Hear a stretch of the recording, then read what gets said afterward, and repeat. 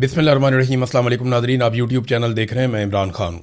Nadreen, आज आज़ाद कश्मीर के शहरियों के हवाले से, आज़ाद कश्मीर के हवाले से आज एक बड़ा अहम दिन होने जा रहा है, क्योंकि आज फैसला हो जाएगा। अगर आज़ाद कश्मीर के शहरी निकल आए और बहुत बड़ी तादाद में निकल आए और उन्होंने अपने लॉन्ग मार्च को कामयाब बना लिया, तो फिर मुतालबात पे भी बात होगी, मुज़ाकरात भी दोबारा होंगे, चीज़ें नॉर्मलाइज होने की तरफ जाएंगी।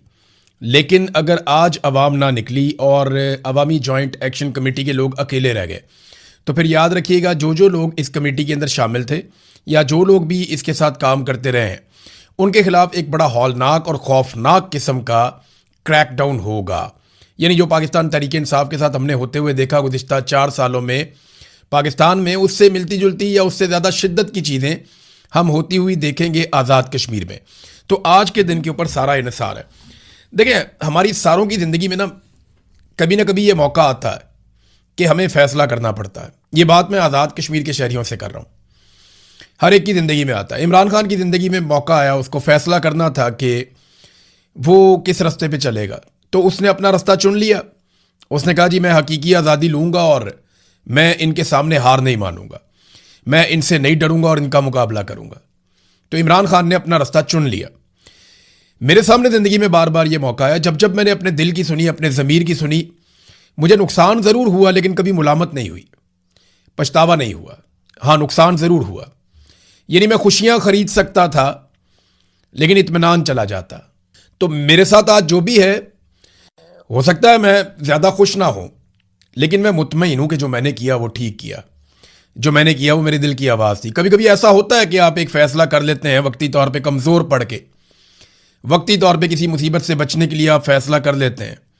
वो एक कमज़ोर लम्हा आपका पीछा करता है, फिर वो आपको नहीं छोड़ता, ज़िंदगी भर का एक पछतावा रहता है। तो उस पछतावे से बचने से बेहतर है कि मौके के ऊपर अपने ज़मीर की आवाज़ सुनी जाए, वो फ़ैसला किया जाए जिस फ़ैसले में पछतावे का अंसर ना हो, बाद में आपको पछताना ना पड़े, आप फ़ख्र कर सकें अपने ऊपर कि ठीक है, नुकसान हो गया, कोई बात नहीं, ठीक है, मेरे पैसे ज़ाया हो गए, मेरी प्रॉपर्टी का नुकसान हो गया, मुझे खुद कुछ सेहत के मसाइल आ गए या कुछ भी हुआ, लेकिन कम से कम मैंने जो किया मैं उस पर मुतमईन हूँ। तो ये ज़िंदगी में सबको मौका मिलता है, हर एक को मिलता है। आज ये आज़ाद कश्मीर वालों का मौका है कि वो ये फ़ैसला करें कि वो एस्टेब्लिशमेंट की ग़ुलामी करेंगे या एस्टेब्लिशमेंट की ग़ुलामी से अपने आप को आज़ाद करेंगे। आज कश्मीर के लोगों ने फ़ैसला करना है कि वो अपने बच्चों को किस तरह का कश्मीर देकर जाना चाहते हैं। क्या उनके बच्चों के कश्मीर में भी ये मसाइल ऐसे ही रहेंगे, या उनके बच्चे एक महफूज और निस्बतन आज़ाद कश्मीर के अंदर होंगे जहां पे वो अपने फ़ैसले खुद कर सकेंगे, उनके फ़ैसले बंद कमरों में नहीं होंगे। तो इसीलिए मैंने कहा कि आज एक बड़ा अहम दिन है जहां कश्मीरी फ़ैसला करेंगे कि वो अपने हकूक़ पे सरेंडर करेंगे या अपने हकूक़ पे डाके को आइंदा के लिए बंद करवाएंगे। नाज़रीन, कुछ अफवाहें चलाई जा रही हैं और ये सोशल मीडिया पे और दीगर ज़राए से आज़ाद कश्मीर में ख़बरें फैलाई जा रही हैं। ख़बरें ये फैलाई जा रही हैं कि कोई कह रहा है कि कॉल मुअख्खर हो गई, कोई कह रहा है कि ये हो गया, कोई कह रहा है कि वो हो गया, कोई कह रहा है कि आदत में फ़लाँ बंदे पकड़े गए। तो ऐसा कुछ भी नहीं है। जो अवामी जॉइंट एक्शन कमेटी की सारी क़यादत है वो महफूज है और वो आपस में किसी ना किसी तरह राब्ते में भी है, नंबर 1। नंबर 2, अगर लॉन्ग मार्च कामयाब होता है तो ये सारे लोग अवाम के बीच में आ जाएंगे और वो दिखाई भी देगा उस वक्त।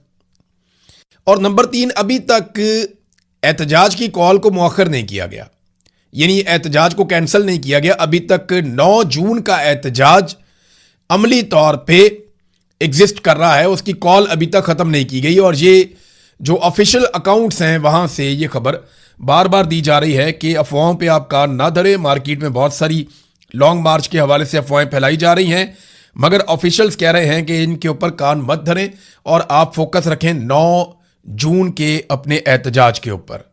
नाज़रीन, हमने आज कुछ मनाजिर बरतानिया में भी देखे जो अजीब मनाजिर हैं। हम ये तवक्को नहीं कर रहे थे माजी में कभी कि ऐसा भी होगा, लेकिन आसिम मुनीर साहब ने जिस तरीके से पाकिस्तान को चलाया है, हमने बहुत सारी चीज़ें पहली मरतबा होते हुए देखी। तो आज एक और नई चीज़ हमने होते हुए देखी कि वो कश्मीरी नौजवान और कश्मीरी शहरी जो आज़ाद कश्मीर के हैं, जो रहते हैं बरतानिया में, वो जो एहतजाज किया करते थे इंडियन एम्बेसी के बाहर जाकर, और वो भारत के खिलाफ एहतजाज किया करते थे हमेशा से, इस बुनियाद पर कि भारत कश्मीरियों के हकूक़ गसब कर रहा है, वो सारे लोग आज पाकिस्तान की एम्बेसी के बाहर एहतजाज कर रहे थे। ये इंतहाई अफसोसनाक मनाजिर हैं। और पाकिस्तान को यहां तक लाए एस्टेब्लिशमेंट के फैसले।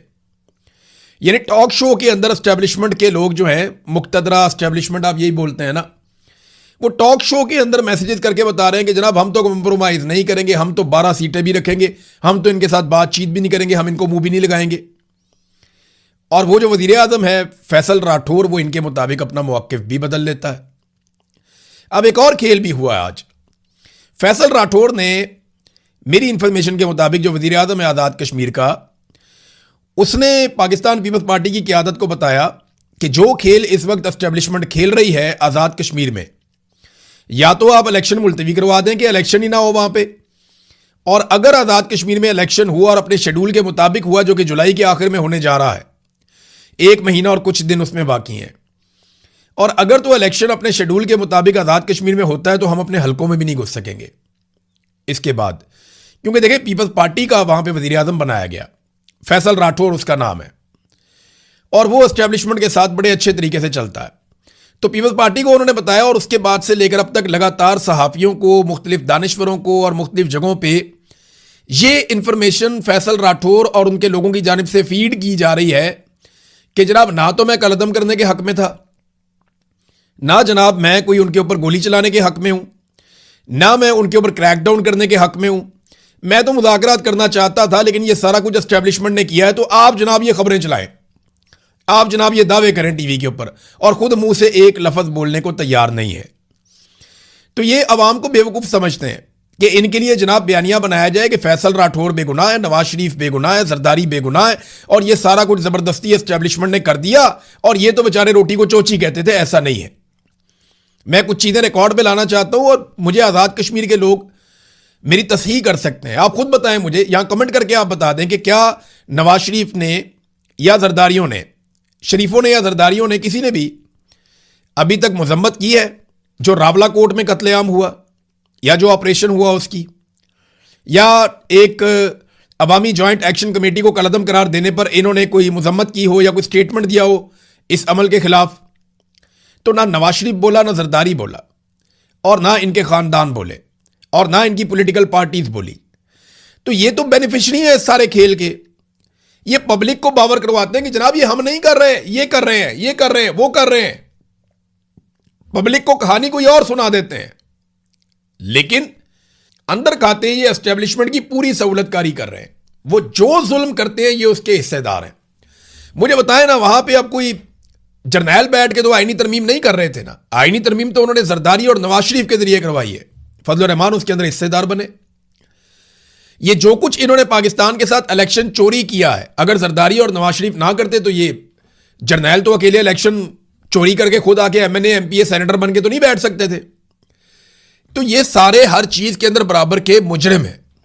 लिहाजा जहां पे एक्सपोज किया जाता है मिलिट्री एस्टेब्लिशमेंट को उनके गुनाहों की पादाश में, वहां उनके सहूलतकारों का नाम लेना भी अशद जरूरत है कि ये लोग भी रिस्पॉन्सिबल हैं और ये उसके बेनिफिशरी हैं।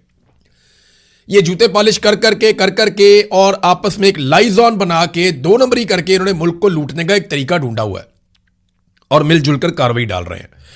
जो कुछ रावला कोर्ट में हुआ, किसी ने कोई मजम्मत नहीं की, किसी ने कोई बात नहीं की, ये बराबर के शरीक हैं। नाजरीन, एक और बड़ी इंपॉर्टेंट चीज है, वो ये है कि एतवार की रात को रावला कोर्ट में हुआ क्या। देखिए, आज मंगल का दिन है, कल पीर का दिन था। मैं सारा दिन कोशिश करता रहा कि सारी मालूमात मैं इकट्ठी करूं। मैंने दर्जन भर लोगों से बात की, अलग अलग लोगों से इंफॉर्मेशन ली कि एक्चुअली रावला कोर्ट में क्या हुआ। एक तो पूरे कश्मीर के अंदर जो है वो बात करना ही अजाब बना हुआ है। इंटरनेट, मोबाइल फोन, ये चीजें बंद हैं। मवासलात का पूरा निज़ाम दरम बरम करके बंद किया हुआ है कि लोग आपस में राब्ते में ना रहें। और ये सारा कुछ किया हुआ है ताकि अवामी जॉइंट एक्शन कमेटी के लोग ज़्यादातर आपस में राब्तों में ना आ सकें, और अगर वो राब्तों में आ गए तो फिर वो क्या करेंगे, वो ज़्यादा बेहतर कोऑर्डिनेशन के साथ निकलेंगे। लिहाजा उनके राब्ते तोड़ने के लिए पूरी की पूरी कश्मीर की आवाम को ही सज़ा दे दी गई। तो आप वहां से इंफॉर्मेशन कलेक्ट नहीं कर सकते, बहुत मुश्किल है। तो मैंने अलग अलग सोर्सेज से जो इंफॉर्मेशन कलेक्ट की वो अभी भी बखरों में और टुकड़ों में है। लेकिन जब तक वहां पे मवासलात का निज़ाम बहाल नहीं हो जाता, जब तक कि जॉइंट अवामी एक्शन कमेटी कोई एलामिया जारी करके नहीं बताती कि कितने लोग लापता हैं, कितने जख्मी हैं और कितने जाँ बहक हुए हैं, तब तक हम कुछ कह नहीं सकते। लेकिन जो कम से कम इतलात भी आई हैं वो 10 लोगों के जाँ बहक होने की इतलात कम से कम मौसूल हुई हैं, और जो इसके अलावा ज़्यादा से ज़्यादा है वो तो बहुत बड़े नंबर भी लोग बताते हैं। लेकिन ज्यादा लोग जो दावा कर रहे हैं वो कह रहे हैं जी 20 लोगों के आसपास लोग जो हैं वो जाँ बहक हुए हैं, जबकि बहुत बड़ी तादाद में लोगों को बुलेट इंजरीज आई हैं, यानी उन्हें गोलियां लगी और गोलियां लगने से वो जख्मी हो गए। अब सबूत मिल नहीं रहे, इंफॉर्मेशन बाहर आ नहीं रही, बहुत सारे लोगों को बुलेट इंजरी हुई है, इंटरनेट कम्युनिकेशन के जराए बंद हैं, लोग राब्तों में नहीं हैं, लेकिन सबको इतना जरूर मालूम है कि 9 जून को उन्होंने निकलना है और इसके लिए मसाजिद में ऐलान किया जाएगा, जो जो तरीकाकार लोग अपनाएंगे उसके जरिए वो निकलेंगे। होना यह था कि 9 जून को पूरे कश्मीर के अंदर लॉकडाउन होना था और एक लॉन्ग मार्च शुरू होना था। हुकूमत ने 3 दिन पहले ही पूरा कश्मीर बंद कर दिया। अमली तौर पे मवासलात का निज़ाम बंद है, बस सर्विसेज बंद हैं, जो गुड ट्रांसपोर्ट्स हैं वो भी बंद हैं, बहुत सारी और मामलात ज़िंदगी जो हैं वो मौखर हो गए हैं। तो आज़ाद कश्मीर गुज़िश्ता 3 दिनों से लगभग बंद है और वहाँ पे कारोबारी ज़िंदगी तकरीबन मुअत्तल है। तो जो काम शुरू होना था आज के दिन से 9 जून से हुकूमत ने 3 दिन पहले से शुरू किया हुआ है। अब देखना यह है कि आज के दिन जिन लोगों ने निकलना था वो क्या करते हैं। आज के दिन पे बहुत ज़्यादा इन्हिसार है कश्मीरियों के मुस्तकबिल का। अगर आज कश्मीरी जीतने के लिए निकले तो ये सारा कुछ हासिल कर सकते हैं, और अगर आज कश्मीरी नहीं निकलते और ये मौका ज़ाया करते हैं तो इसके बाद एक बड़ा खौफनाक क्रैकडाउन, मैं पहले बता रहा हूं आपको, बाद में कोई ना कहे, बड़ा ज़बरदस्त क्रैकडाउन प्लान किया गया है। जितने सहाफ़ी बात करते हैं अवामी जॉइंट एक्शन कमेटी के हक में या थोड़ा बहुत भी उन पर शक होगा वो सारे ज़ेरे ताब आएंगे, नौकरियां छीन ली जाएंगी, सहाफ़ियों को निशान इबरत बनाया जाएगा, जितनी आवाज़ें उठती हैं सारी कुचल दी जाएंगी, सियासी लोग जितने उनके साथ जुड़े हैं उन सबको निशान इबरत बनाया जाएगा। कोई भी उन लोगों की हमदर्दी रखने वाला इलेक्शन ना लड़ सकेगा ना जीत सकेगा, और इन लोगों को, जो अवामी जॉइंट एक्शन कमेटी के लोग हैं, इनको इनकी फैमिलियों समेत निशान इबरत बनाया जाएगा। ये मैं आपको पहले बता रहा हूं। और इसका आगाज थोड़ा बहुत हुआ, आपने एक टीजर देखा है, अभी आप देखेंगे उसका ट्रेलर, और फिर आप बहुत जल्द उसका पूरा एक्शन भी देखेंगे। और ये वो करेंगे, अगर अवाम नहीं निकलती अपने हक के लिए तो फिर पूरी तरह से कुचले जाने के लिए आप तैयार रहें। नादरीन, गिलगित बल्तिस्तान में वही हुआ जिसके बारे में मैंने आपसे कहा था कि ये आपस में लड़ेंगे, नूरा कुश्ती करेंगे। नूरा कुश्ती का मैंने बाकायदा अपने वीलॉग के जो पेज है उसके ऊपर लिखा भी था कि नूरा कुश्ती है। तो नूरा कुश्ती मुकम्मल हो गई। नूरा कुश्ती के बाद जिसको जितनी सीटें मिली, इसी तनख्वाह पे काम करने के लिए पाकिस्तान पीपल्स पार्टी और नून लीग ने मिलकर गिलगित बल्तिस्तान में हुकूमत बनाने का फैसला कर लिया है। अभी थोड़े दिन पहले तक वो कहते हैं ये बहुत बुरे हैं, ये चोर हैं, ये फार्म 47 पे आए हुए हैं, ये गलत फैसले कर रहे हैं, ये आपका हक मार रहे हैं, ये आपके हक पे डाका डाल रहे हैं। और अब वो दूसरा कह रहा था नहीं ये है चोर, ये फ्रॉडी है। तो देखो उन्होंने कराची का क्या हाल किया, वो तुम्हारा भी यही हाल करेंगे। और अब वो दोनों बैठ गए हैं मिलके, और मिलकर अब वो गिलगित बल्तिस्तान के वसाइल को लूटेंगे। और आप ये होता हुआ देखेंगे, हमेशा से यही होता चला जा रहा है। जो इनको मिलिट्री एस्टेब्लिशमेंट कहेगी ना, ये करते चले जाएंगे। तो मिलकर अब इन्होंने हुकूमत बनाने का फैसला किया है। पाकिस्तान तहरीक इंसाफ जीती है या नहीं जीती? तहरीक इंसाफ ने सारे लूटे तबाह कर दिए हैं। यानी उनका इलेक्शन लड़ने में जो सबसे बड़ी कामयाबी आप कह सकते हैं वो ये है कि जितने लोग गिलगित बल्तिस्तान में लोटे बने थे वो सारे रिजेक्ट हो गए। हालांकि उनकी बड़ी अपने इलाकों में वोट बैंक भी था, अपने इलाकों में पहचान भी थी, और वो जोम के साथ अलग हुए थे जब खालिद खुर्शीद के खिलाफ पूरा एक ऑपरेशन किया गया था कि जनाब हमें तो हमारे लोग वोट डाल देंगे। नहीं पड़े वोट, फारिग हो गए। तो पीटीआई ने लोटे सारे ठोक दिए, हत्ता के बड़ा लोटा जो था वो भी ठोक दिया। गो के खुद पाकिस्तान तहरीक इंसाफ अक्सरियत नहीं ले सकी। हाँ, जो मैंने बात की पिछले वीलॉग में, अब बैरिस्टर गौहर भी वही बात कर रहे हैं और उन्होंने वजाहत के साथ बात की, ये कोई ढकी छुपी बात नहीं है। बैरिस्टर गौहर ने साफ कह दिया कि जनाब हमारे साथ प्री पोल रिगिंग हुई है। लेकिन जो धांधली पाकिस्तान तहरीक इंसाफ के साथ गिलगित बल्तिस्तान में हुई उसका 80% इलेक्शन वाले दिन से पहले हो चुका था। जो जो उन्होंने करना था उन्होंने पहले कर दिया था। पहले उन्होंने तैयारी बड़ी कमाल की, बार बार आपको बता रहा था कि वो ये भी कर रहे हैं, वो ये भी कर रहे हैं, वो ये भी कर रहे हैं, वो ये भी कर रहे हैं, और इलेक्शन वाले दिन उन्होंने ये करना है और इलेक्शन वाले दिन उन्होंने वो कर दिया। 2-3 सीटें जो हैं वो ऐसी हैं जहां पाकिस्तान तहरीक इंसाफ के हमायत याफ्ता उम्मीदवारों को जीतना चाहिए था, वो उन्होंने जबरदस्ती ले ली। लेकिन ज्यादातर सीटें उन्होंने इलेक्शन होने से पहले ही छीन ली थी, दीवार के साथ लगा के, लेवल प्लेइंग फील्ड ना देकर, इंतखाबी निशान ना देकर। दूसरा जो इंतखाबी निशान एक इत्तेहाद की सूरत में मिला वो भी उनसे छीन लिया। उनके वोटर लिस्टों के अंदर जो तब्दीली कर दी गई, पोलिंग स्टेशन को उठा के कहीं से कहीं पहुंचा दिया गया, अपनी मर्जी का अमला लगा दिया गया और हर हरबा इस्तेमाल किया गया। यहां तक कहा गया कि अगर आपने पीपल्स पार्टी और नून लीग को वोट ना दिया और पीटीआई को वोट दिया तो याद रखिएगा, जैसे हमने खैबर पख्तूनख्वा की गंदम बंद की है, हम गिलगित बल्तिस्तान की गंदम भी बंद कर देंगे। रोटी तक का डरावा दिया गया लोगों को। तो प्री पोल रिगिंग की एक लंबी दास्तान है जो वहां पे की गई है। मैंने आपसे कहा था कि नवाज शरीफ साहब को सख्त अल्फाज का सामना करना पड़ा, एक सख्त पैगाम उन्हें पहुंचाया गया। मेरी खबर की तस्दीक मालिक साहब ने भी कर दी है। मोहम्मद मालिक साहब का भी एक क्लिप आ गया, वो भी ये कह रहे हैं कि नवाज शरीफ साहब को ये बता दिया गया, जनाब आपका डंग निकल गया है और आप अब क्राउड पुलर नहीं रहे तो आप कुछ नहीं कर सकते, लिहाजा वापस जाएं। तो मैंने आपको पहले बताया था कि मियां नवाज शरीफ साहब को वहां पे जिस किस्म की उन्होंने तकरीर की, उसके बाद उन पर एतराज हुआ, उन्हें सख्त पैगाम पहुंचाया गया, उन्हें वहां से निकाल दिया गया। देखिए, बंदे इकट्ठे कर लेना कोई मसला नहीं है। ये तो आईपीपी जो है वो पाकिस्तान की गैर मकबूल तरीन जमात है, वो भी बंदे इकट्ठे कर लेती है।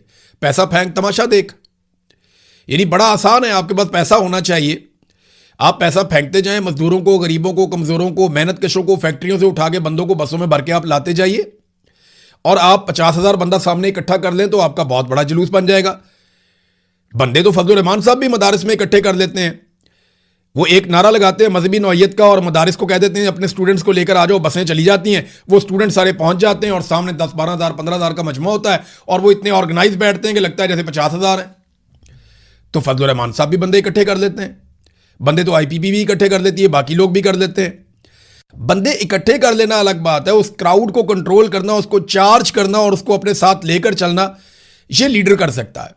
और नवाज शरीफ साहब की अब ये कैपेसिटी खत्म हो गई है। जब तक नवाज शरीफ साहब कोई बड़ी कुर्बानी नहीं देंगे तब तक उनको ये सहूलत अब मुयस्सर नहीं है। नादरीन, एक और इंटरेस्टिंग खबर जो इंटरनेशनल फ्रंट से है वो मैं पढ़ रहा था, डोनाल्ड ट्रंप का स्टेटमेंट। डोनाल्ड ट्रंप ने इसराइल को यहां तक कह दिया कि अगर नेतन्याहू बाज नहीं आता और ईरान के ऊपर अटैक करता रहता है तो फिर ईरान के हमले की सूरत में उसको तनहा लड़ना पड़ेगा। ये डोनाल्ड ट्रंप के स्टेटमेंट का मतलब ये है। देखें, अगर 2 दिन के लिए भी या 3 दिन के लिए भी अकेला छोड़ता है ना अमेरिका इसराइल को और ईरान को पूरा मौका मिलता है उसके साथ लड़ने में, तो ये 2-4 दिन की खुराक है ईरान की इसराइल, जो ईरान इसराइल के साथ कर देगा। तो इसराइल को ये बात समझ आ गई है और अमेरिका के बारे में मुझे एक बात समझ आ गई है और आलमी सतह पे सबको अब समझ जाना चाहिए कि अमेरिका अब मज़ीद लड़ाई शायद अफोर्ड कर नहीं सकता। डोनाल्ड ट्रंप ने बहुत हजीमत उठाई है, बहुत शर्मिंदगी उठाई है इस लड़ाई में, अब वो मज़ीद लड़ाई नहीं लड़ना चाहते। पाकिस्तान समेत ये जो पूरा रीजन है ना, यहाँ ताकत का तवाज़ुन हमेशा के लिए बदल गया है। ये रीजन अब किसी और तरह कंट्रोल होगा, इसके डायनामिक्स तब्दील हो चुके हैं। अरब ममालिक की सोच भी आने वाले दिनों में बदलेगी। यहाँ रशिया का, चाइना का, अरब ममालिक का, ईरान का, ये एक नया किस्म का आप देखेंगे। तुर्की का बड़ा रोल होगा, मिस्र का, पाकिस्तान का रोल भी इन ममालिक के साथ मिलकर होगा। डोनाल्ड ट्रंप के साथ या अमेरिका के साथ वो मामलात वैसे नहीं होंगे जैसे माजी में हुआ करते थे। ये पूरा का पूरा एक गेम चेंजर था। ये जो एक दौरानिया गुजरा है जंग का, इसने बहुत सारी चीज़ों को बदल दिया इस रीजन में। अब तक के लिए इतनी, अपना ख्याल रखिएगा, अपने चैनल का भी। अल्लाह हाफ़िज़।